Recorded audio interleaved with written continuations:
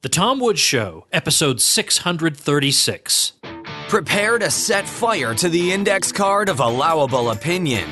Your daily dose of liberty education starts here. The Tom Woods Show.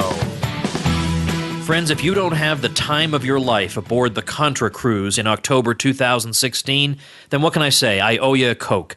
Bob Murphy and I are hosting a cruise that's going to be full of fun and games and music and fellowship and making new friends. A ton of fun. ContraCruise.com. Hey everybody, Tom Woods here. What an episode we have today. Oh, come on. You saw the title of the episode. You know what's coming here. We're talking about Donald Trump, and we're having a little debate here between two people I admire very much, Walter Block and Robert Wenzel.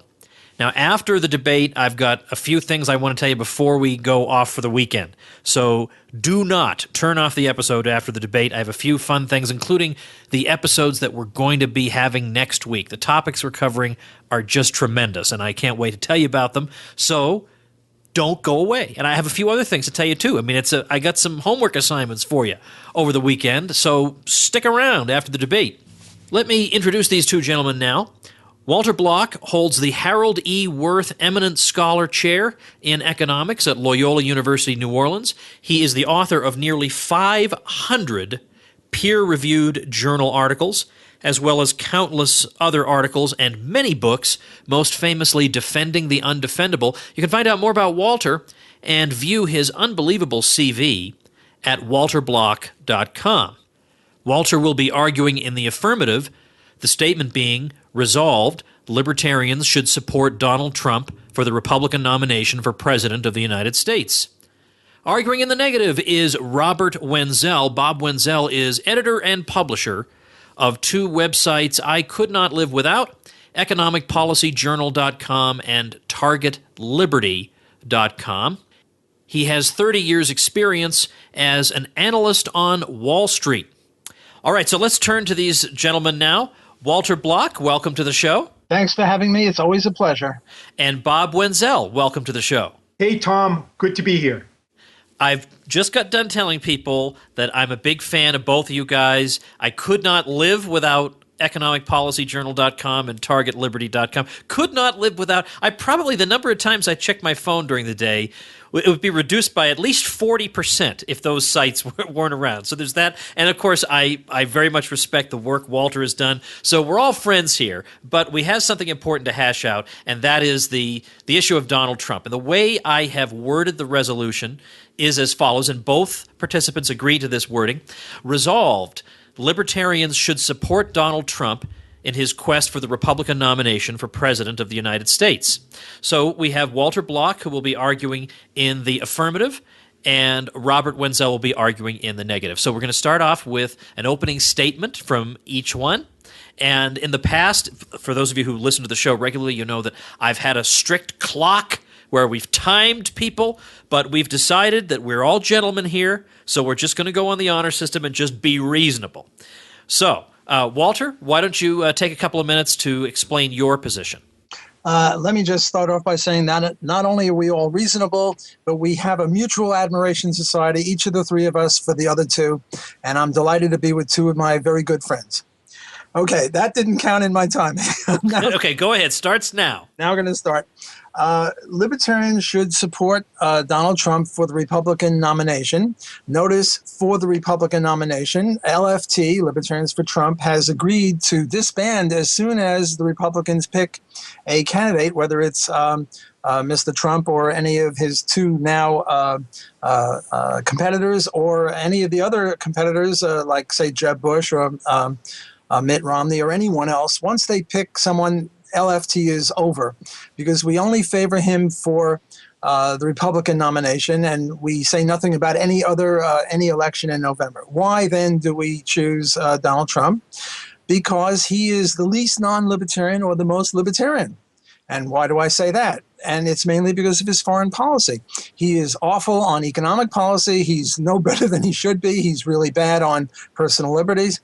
But the third aspect of libertarianism, foreign policy is the most important. And I follow Murray Rothbard and Bob Higgs and Ralph Raico. Let me say that Ralph Raico and Donald Miller are the two other conveners of Libertarians for Trump, and we all have this view, namely that we're least likely to get into World War III with Mr. Trump as president, and World War III would be a very bad thing from a libertarian or any other point of view. And what is my evidence for saying this? Well, he's against NATO. No one else ever came out against NATO. He is for pulling troops out of Korea and Japan and Germany and everywhere else. No one else, that is no other candidate, with the exception of Rand Paul, of course, has said anything remotely resembling that. Donald Trump has said things like, well, look, we killed Gaddafi in Libya, we killed Saddam Hussein in Iraq, and are things better there? No, and not on my watch. Now, it's true, he's contradicted himself a little bit, but what the heck? He's just a politician, so you can expect that. But none of the other neocons have said anything remotely resembling that. And one other point, one time Chris Christie, who was another candidate, was asked, we have a no-fly zone in Syria. Suppose a Russian airplane violates that. What should we do? And Chris Christie said, shoot him out of the air. And Rand Paul quite correctly said, well, if you want World War III, vote for this man. Well, Chris Christie is no longer there, but Cruz and the other guy from Ohio, they're neocons too. They want to pick a war with Russia, of all people, of all countries. And another point in Donald's favor is he says he can get along with Putin, and Putin says he gets along with Donald Trump. So I rest my case. Donald Trump is no libertarian, but he's the closest to libertarianism of the viable candidates. All right, Walter, thank you for that. Bob, the floor is yours. Okay, first, Walter, I want to bring up the point. I think you sort of have a moving target here as to what Libertarians for Trump is. In your first article on Libertarians for Trump, you did state that Trump would make the best president, and you did not indicate that the campaign was only for him as nominee for the Republican Party. In your second article, you quote Ralph Raico, and you quote him as saying the reason he's for Libertarians for Trump is because he's against Hillary Clinton. Now, at the end of that one, you do talk about Republican nomination, but so I think it's a little bit confusing as far as where you're going with this thing. But to just support someone because they're the one that is the least libertarian strikes me as a very odd way to look at something where you have to sort of throw the libertarian movement behind it. I mean, if Stalin and Hitler ran for the Republican nomination, would we have to come out and try and determine which one is better between Stalin and Hitler and start our libertarians for Hitler or libertarians for Stalin? The whole idea, I think, of libertarianism at this point is to sort of get our message out. And I don't think that is done in any way with regard to Libertarians for Trump. As you make perfectly clear, he's terrible on civil liberties. He's terrible on trade. And I don't think he's anywhere close to being less militant on foreign policy. I mean, he has said he wants to send troops in to fight ISIS. And your point with regard to Higgs and Rothbard, I think misunderstands the nature of Donald Trump. Higgs and Rothbard specifically say that foreign wars cause problems internally. Trump is going to cause those problems internally whether there's war or not. He wants to throw out 11 million illegals. He wants to expand the Patriot Act. He's talking about fighting ISIS. Anderson Cooper at CNN recently asked him what he saw as the three major areas that the government can have an influence. He listed security as number one. What does security mean? The government doesn't really protect us. The only thing it can do is track us, control us more. He doesn't want to disband NATO. He wants to get our satellites to pay more, and he wants the focus of NATO to be changed so it is against fighting terrorists. But terrorists are tiny, tiny cells. So how do you track terrorists? How do you reform NATO? You're going to be tracking people. It's a horrific policy. I don't see anything good about it at all. All right, so you're all finished, Bob? Yes, I am. Okay, Walter, you can take a minute to respond, and then Bob, you'll get a minute to respond, and then we'll get into the questions.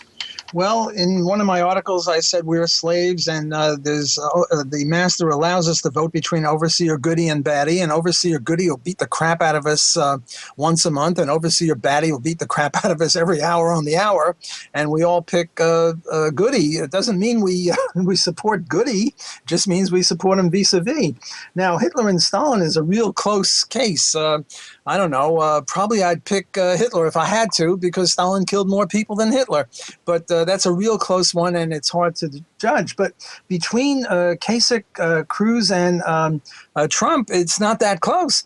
Yes, Bob is quite correct to say that he wants the Patriot Act and ISIS, and he's not as good on NATO as he could be. There was a joke. An economist was asked, "How is your wife?" And the answer came, "Compared to what?" See, what I would have wanted Bob to say is Trump is worse on foreign policy than Kasich and Cruz, but he didn't say that. He didn't even mention Kasich and Cruz. All he said is Trump is certainly not good on economics, and certainly not good on much of anything else. And then he said he's not even good on foreign policy. Yes, he's not good on foreign policy, but it's a matter of comparison. Is he better or worser than Cruz and Kasich? And when you put it in that way, he's head and shoulders over them. And it's true that Higgs and Murray Rothbard and Rako say that the key of foreign policy is that it impacts domestic policy. But look, World War III is a very bad thing. It can ruin your whole day. So I rest my case. Donald Trump is not good. He's just better. And he's a lot better than Cruz and Kasich than, say, Hitler is better than Stalin or vice versa. All right, Bob, now your chance to have a word. Yeah, Walter, I just don't see where that's necessarily the fact. When your goody-baddie model makes it clear that you can clearly see whether one slave owner is better than the other, where there's a goody and a baddie. And you can, I contend you can in this case, because Donald Trump has said that he wants to put U.S. troops to fight ISIS.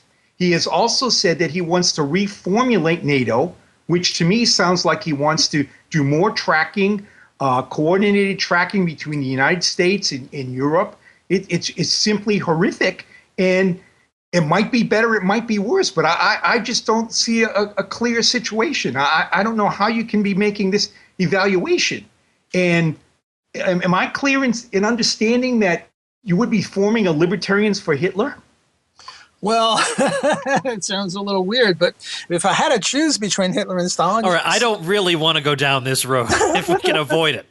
But I really think that Hitler and Stalin are too close, but I don't see that Kasich and Cruz on the one hand and Trump on the other hand are that close. Yes, he wants to reformulate NATO, but at one time he said he wanted to pull out of NATO. And nobody, Cruz or Kasich, never said anything like that. Yes, he wants to go and kick ISIS's butt, but the others also want to kick ISIS's butt. Again, you don't mention Kasich and Cruz, Bob. All you say is Trump is no good. Well, yes, Trump is no good. I agree with you.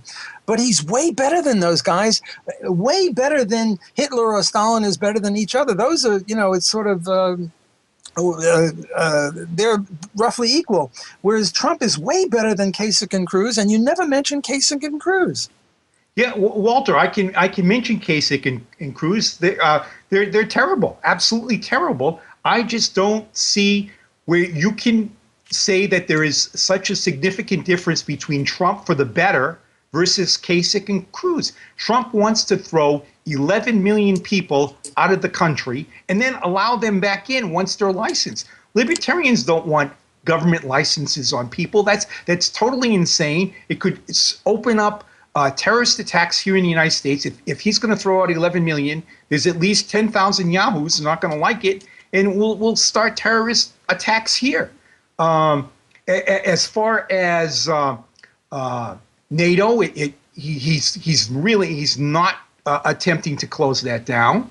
And with regard to the expansion of the Patriot Act, I mean that's just it's horrific stuff.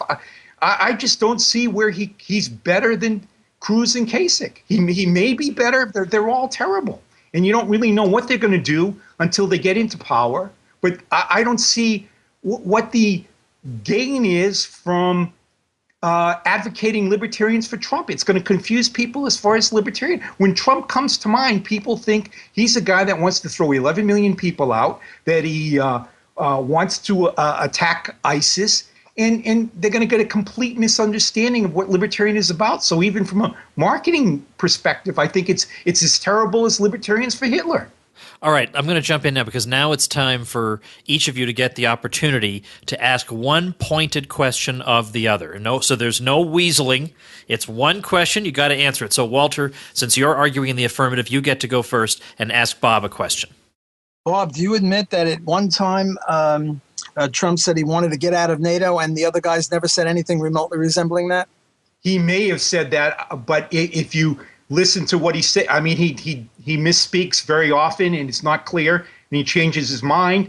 And it seems to that his most consistent position is that he wants the satellites to pay more for NATO, and that he wants to reformulate NATO so it becomes more oppressive to Europeans and Americans. All right, Bob, do you want to, whether you want to or not, ask Walter a question of your own? Okay, I'm going to phrase this, Walter, in terms of I think it's very difficult to understand how these people are going to operate once they get in government, unless you've got someone like Ron Paul who's been consistent for years and years. It just doesn't happen. I mean, did you not think that Alan Greenspan was going to reform the Federal Reserve? Yes, I thought Alan Greenspan was going to reform the. I did. I thought he would, and obviously, I was a little bit disappointed. A lot disappointed. Okay, now it's my turn. I'm going to ask you guys some questions, and so I'll ask Walter one first. Walter, my question contains nothing you don't already know, but yet I want to take all these thoughts and put them together to make a case and see what you think of it. My impression of Donald Trump is that, as I'm sure is yours, is that he has no fixed principles. He doesn't have an ideology. He says he's a common sense conservative, which is his way, I think, of saying, I have no fixed principles. I believe whatever, I'm just a smart guy and I'll figure everything out. So don't worry about your constitution or whatever. I'll figure things out because I'm a smart guy. And so, for instance, we saw that this is not the greatest of his offenses, but in Iowa, he was for ethanol. And he was upset at Cruz for being against ethanol, sort of, even though the obvious free market position is to be against ethanol. So what possible reason could you have for making an exception for ethanol other than you have no principles? Then we have, and that's true of his views on all kinds of things. On entitlements, he's just dogmatically against any change to them at all. He's got horrific views on Edward Snowden. We've already talked about surveillance and so on, and not to mention that even on foreign policy, he's not what he should be. When we put this all together, it's a guy with no fixed principles who has said a few helpful things. Aren't you afraid that if we attach the libertarian name even to just a little group like Libertarians for Trump, most people are not going to read your articles and see all the nuances that you're inserting? What they're going to see is Libertarians for Trump, and they're going to think, I guess libertarians more or less hold something like the kind of views that Donald Trump holds. All we have is our name, Walter. That's all we have. Aren't you afraid that you're going to compromise and damage that name? If I worried about what people were going to think, I would never write much of anything. So I don't really care what people think. I'm only after the truth.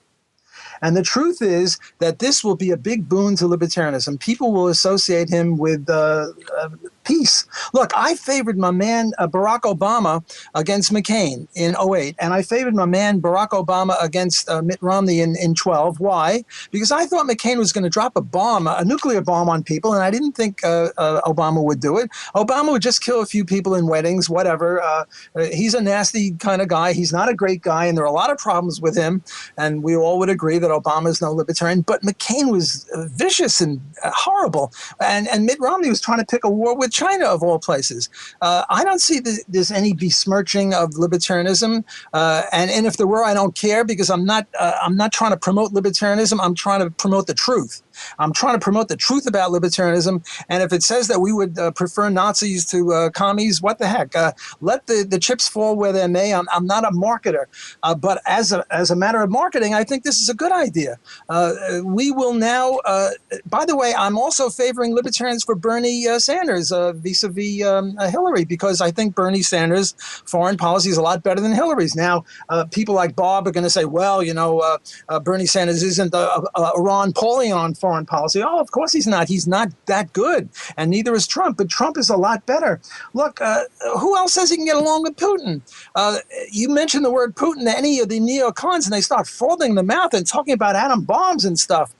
I think it's crazy. I think libertarians will have a good public relation. Not that public relations is my primary thing, but I think that we will have good public relations because we will be associated not with all the lousy things of Trump, but with the thing of stopping World War III. Now, yes, he's got no principles. Well, that's not true. He got some sort of instincts, and he's a businessman. He's not going to be as bad as Bernie Sanders on policy. And look, he says he can make a deal with Putin. He can be friends with Putin, and Putin likes him. They have an odd couple relationship.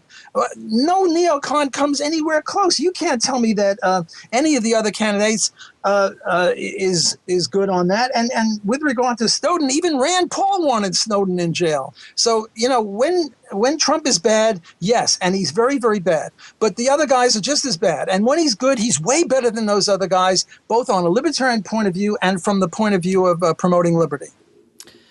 All right. I'm going to ask Bob a question now. Okay. All right. Now, here we go. Now I think we can all agree that elections generally don't accomplish a whole lot, or there aren't gigantic changes. It's just one wing of the establishment ruling as opposed to another. So, in other words, to say that Trump won't accomplish much or he'll do some bad things isn't in and of itself an answer, because they'll all do that, and this is what we've come to expect. But wouldn't you concede that in this election there is a finite but nevertheless important thing that could be accomplished with Donald Trump, and it would be the following. It would be that Trump is crushing the neoconservatives who are revealing their true colors in droves by saying they would vote for Hillary before Trump. Good. I'm glad they admit that they basically would vote for Hillary. Here's a guy who went to South Carolina, of all states in the Union imaginable. In the South Carolina presidential debate, he said, these SOBs lied us into war. They lied us into war. And all the experts said, oh, he's going to lose South Carolina. He ran away with South Carolina. National Review magazine runs this full-blown issue against Trump, and they wind up black and blue everywhere. He crushed, and he basically said, this magazine is ridiculous and no one cares what it thinks. And basically they have been revealed as a magazine nobody cares about. Every single primary and caucus Trump wins when he has repeatedly said things the Israel lobby does not want him to say, means that in the future it becomes possible to say those things that has not been possible to say in 40 years about foreign policy. No, he's not Ron Paul. No, he's not even close. But these are the biggest challenges to the neocon establishment we have ever seen. How can you not at least be cheering for that? Well, actually, Tom, I'm going to agree with you. I think the most important thing the Trump campaign has done is expose the neocons, expose the establishment. It's obvious how much they hate him, how much they do not want him in power, how they will do almost anything to make sure he does not become president. I think it exposes the establishment and the elite without question. Okay, so that's great. I have no problem with that. My problem is what would happen if Trump became president, and I just don't see any difference between him and any of the others. So my view is, hey, this is great that he's exposing this stuff. It's something that libertarians can talk about in the future, but at the same time, I don't want to label libertarians as being pro-Trump. Because of that, because there's a lot more to Trump than just the fact that he's exposing the elitist and the neocons. And what that is possible wars against ISIS, extreme surveillance, extreme tracking. What could his tariff policy, his trade policy, his protectionist policy? There's extreme problems with Trump. So yeah, there's something good about the campaign, but I don't see the necessary tie-in between what he's exposing, and therefore libertarians should be advocating him as president. We really have to sit this out and just explain how all these guys are terrible.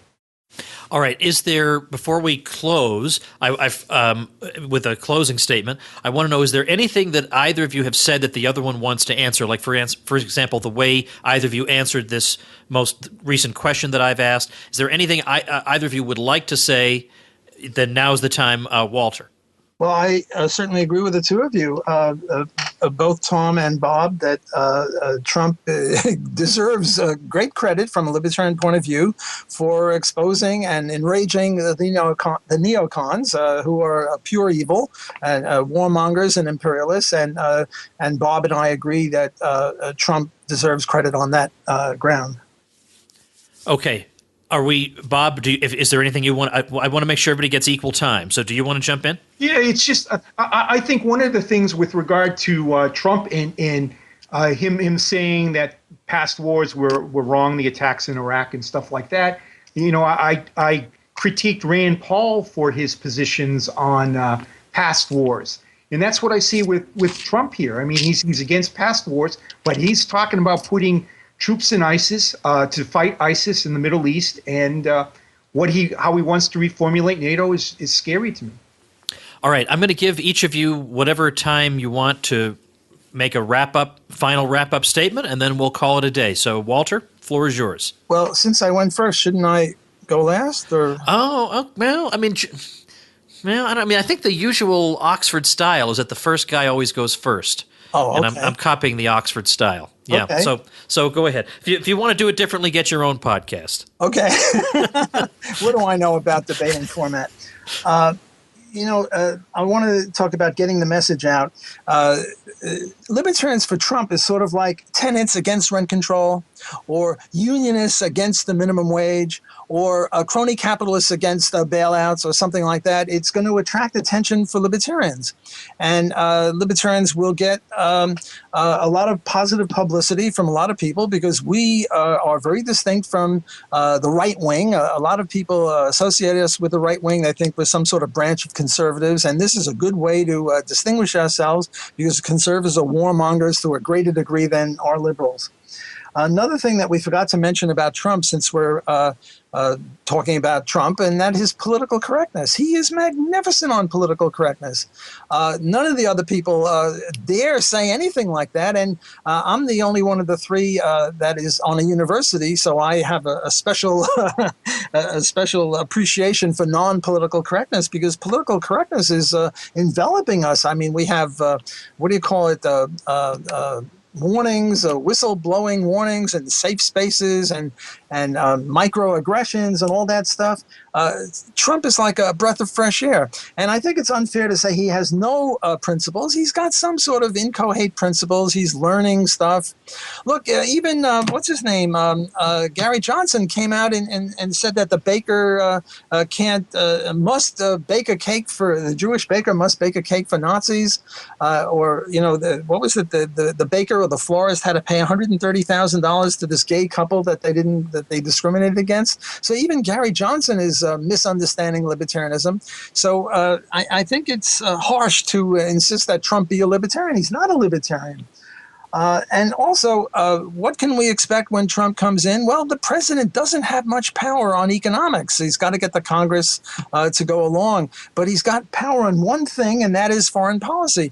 And yes, he's been uncertain on NATO. At one time, he said get rid of NATO, and then he said let's reformulate NATO. I agree with Bob there, but Bob has to admit that he's the only one that ever said get rid of NATO, and NATO is horrendous. I mean, the whole point of NATO was during the Cold War, and when the Cold War was over in '92, I mean, even Buckley said that the only reason we have to reduce our liberties is to get the commies, and when the commies were got and they lost out in '91 or '89 or whenever it was that the Berlin Wall fell, we still have NATO, and NATO keeps creeping closer to Russia. And Russia has been invaded in the last century 3 times by Germany or the U.S., and the Russian foreign policy is, to have a cordon sanitaire around it, and NATO is breaking it. And bless Donald Trump, he once said several times, he said, let's get out of NATO. And he says, let's pull out troops out of Germany and Korea, and what do we got troops there for? And he says that those countries have got trains that go 200 miles an hour and we don't. Why? Because we're paying for that stuff. Well, there's some sort of principles in there. So again, I insist that it's a matter of comparatives.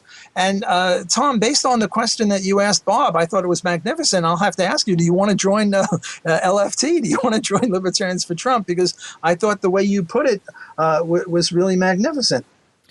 Well, of course, if I were to join, Walter, how could I be a neutral moderator here? Well, I'm just saying that you asked such a great question. Bob, that's very kind. That I'm going to draft you into, what is this freedom crap? You don't have to volunteer. I'm going to draft you into. I'm kidding, of course. Yeah. Because then, well, anyway, we'll talk about that later. All right, Bob, your turn. Sure. First of all, I'm not objecting to the idea of comparisons between the candidates.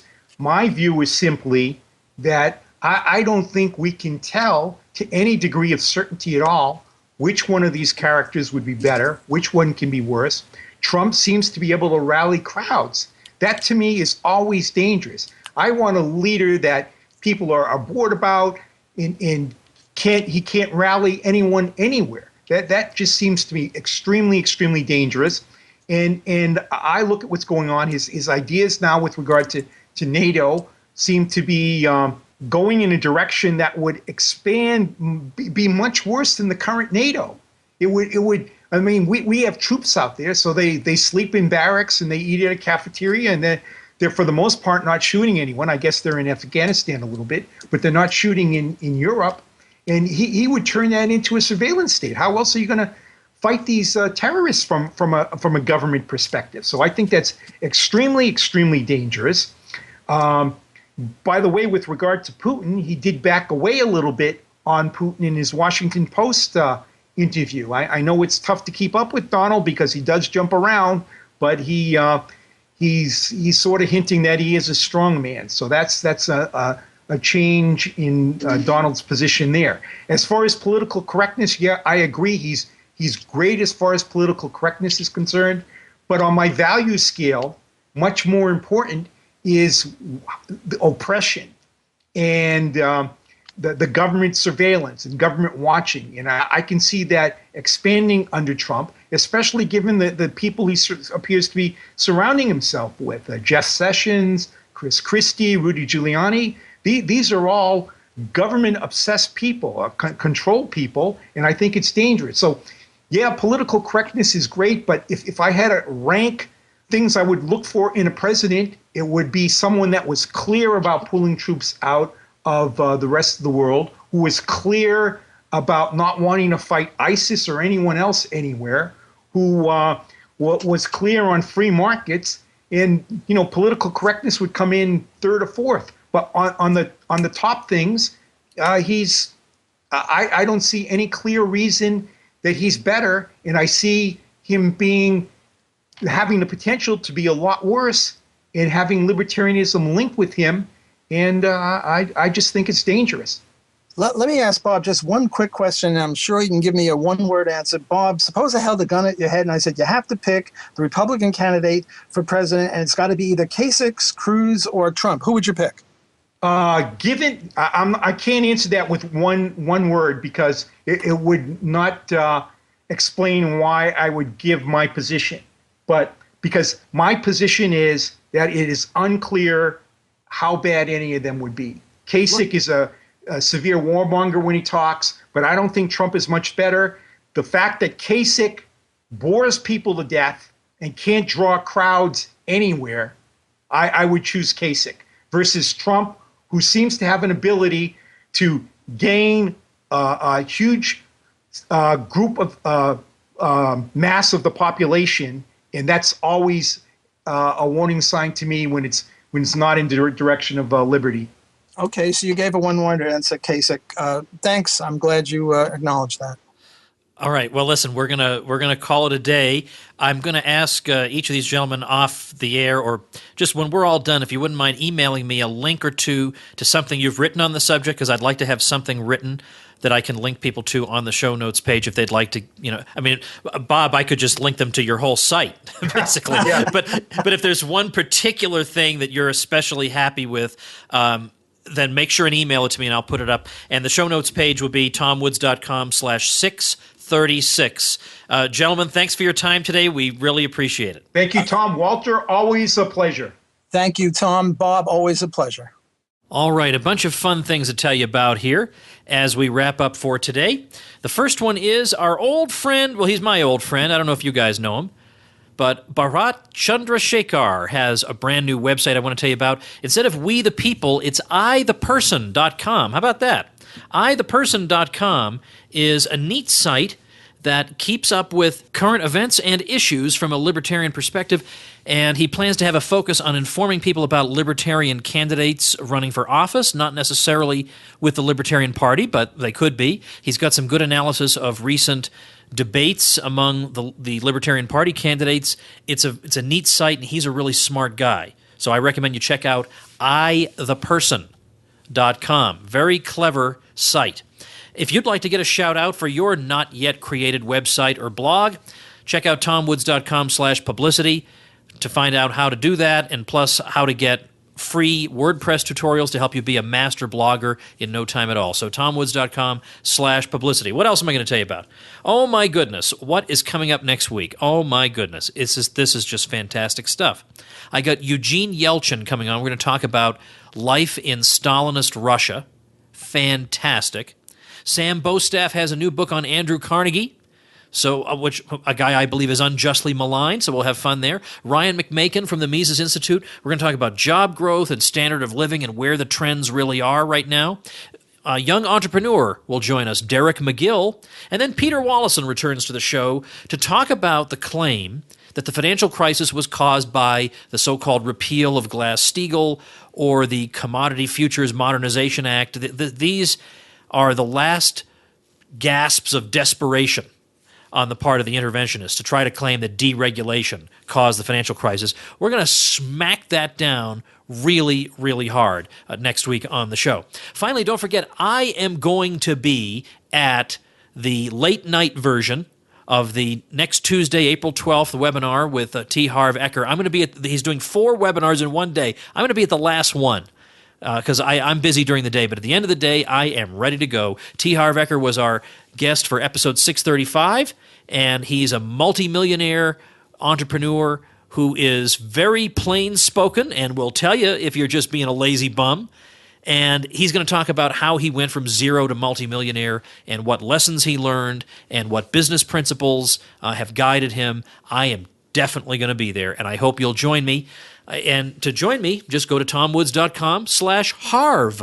All right, that's a lot of stuff. I'm going to have all the stuff I just mentioned. I'm going to have Bharat's new site. I'm going to have the link to the webinar. And I'm going to have, by the way, links to the stuff that our guests are up to. Everything I just said, it's all of it.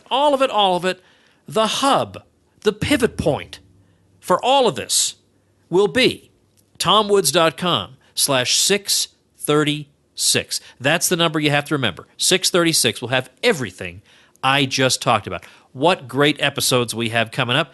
Make sure you join me for those. I got a really neat email going out tomorrow to people on my email list. So if you're not on my list, hop on it at tomwoods.com. Click that little notify me button. Hop on it. You're going to be glad you did. That's all I'm saying. That's all I'm saying. You're going to be glad you're on my list. All right, I think I have to stop talking now and go enjoy my weekend. I hope you do the same. See you next week. Become a smarter libertarian in just 30 minutes a day. Visit TomWoods.com to subscribe to the show for free, and we'll see you next time.